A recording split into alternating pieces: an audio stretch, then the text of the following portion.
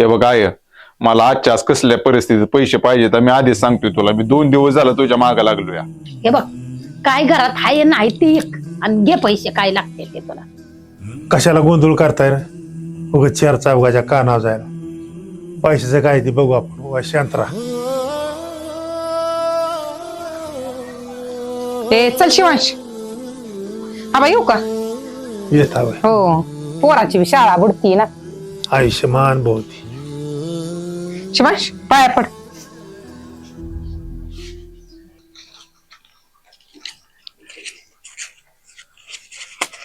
नको अरे असू दे. नको अरे बिस्किटचा पुडा खातर.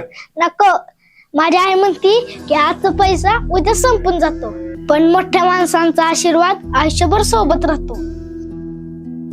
झाकोळ राती नभदाटल